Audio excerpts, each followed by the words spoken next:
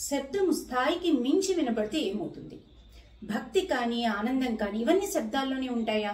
ఒకవేళ అదే నిజమైతే దాని పర్యవసానం కూడా ఇలానే ఉంటుంది.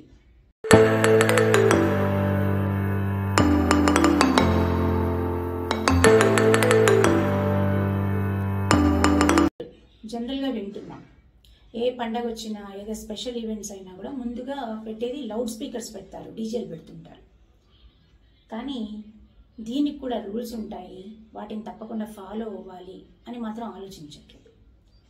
ఇలా ఇష్టానుసారంగా రాత్రి పగలు లేకుండా సౌండ్స్ని పెట్టడం వల్ల, సౌండ్స్తో కూడా ఆ లెవెల్ ఏ స్థాయిలో ఆ సౌండ్స్ ఉంటున్నాయో కూడా పట్టించుకోకుండా పెట్టడం వల్ల ఎంతమంది ఇబ్బంది పడుతుంటారు అనేది అది పెట్టే వాళ్ళ విచక్షణ మీద ఆధారపడి ఉంటుంది. ఇది సరైన పద్ధతి కాదు. ఇది గమనించుకొని ప్రవర్తించడం మినిమం కట్టసేది. శబ్దం స్థాయి సాధారణ స్థాయిని దాటింది అంటే అది శబ్ద కాలుష్యం అయిపోతుంది. ఈ సౌండ్ పొల్యూషన్ అనేది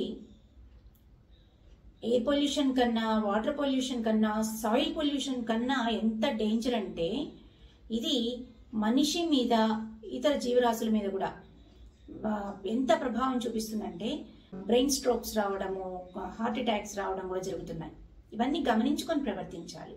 వాళ్ళు ఇళ్లలో పెద్దవాళ్ళు ఉంటారు, వాళ్ళు వినలేని పరిస్థితుల్లో ఉంటారు. ఒక కంటిన్యూషన్గా మనం ఒక స్థాయిని మించి పెట్టినప్పుడు దానికి కూడా ఒక పద్ధతి ప్రకారంగా చేయాలి అనేది అందరు గమనించుకోవాల్సిన విషయం. అందుకని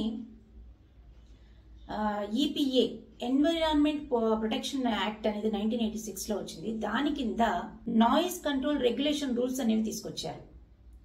దాని ప్రకారంగా డే అండ్ నైట్లో ఏ లెవెల్స్లో ఉండాలి సౌండ్ అనేది, డీజే పెట్టినా కూడా, సౌండ్ సిస్టమ్స్ ఏవైనా పెట్టినా కూడా, స్పీకర్స్, లౌడ్ స్పీకర్స్ ఏమైనా పెట్టినా కూడా ఎంతవరకు ఉండాలి, కమర్షియల్ ఏరియాస్లో ఎంత ఉండాలి, రెసిడెన్షియల్ ఏరియాస్లో ఎంత ఉండాలి, ఏ టైంలో పెట్టాలి, పనిష్మెంట్స్ ఎలా ఉంటాయి దాన్ని వైలేట్ చేసినట్లయితే, ఇవన్నీ కూడా దానిలో క్లియర్గా రూల్స్లో మెన్షన్ చేయడం జరిగింది. సో ఇప్పుడు ఏంటంటే ఈ రెసిడెన్షియల్ ఏరియాస్లో, జనరల్గా రెసిడెన్షియల్ ఏరియాస్లో కూడా ఏదైనా ఈవెంట్స్ జరిగాయి అంటే అసలు బిల్డింగ్ దగ్గర వెళ్ళిపోయేటట్టు పెడుతున్నారు.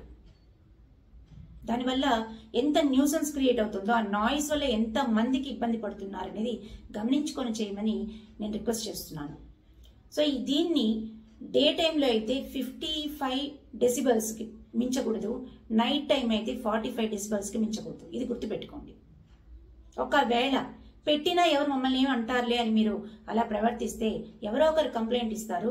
కంప్లైంట్ ఇచ్చినప్పుడు మీరు కంప్లీట్గా ఆ సిస్టమ్ని మానేయాల్సిన పరిస్థితి ఏర్పడుతుంది. సో అంత దూరం తెచ్చుకోకుండా ఉండాలి అంటే రూల్స్ను పాటించడం మంచిది. ఏదైనా ఈ సౌండ్ సిస్టమ్స్ పెట్టేవాళ్ళు నైట్ 10 to మార్నింగ్ 6 ఆ లోపల ఈ సౌండ్స్ అనేవి ఉండకూడదు. అది ప్రొహిబిటెడ్ టైం.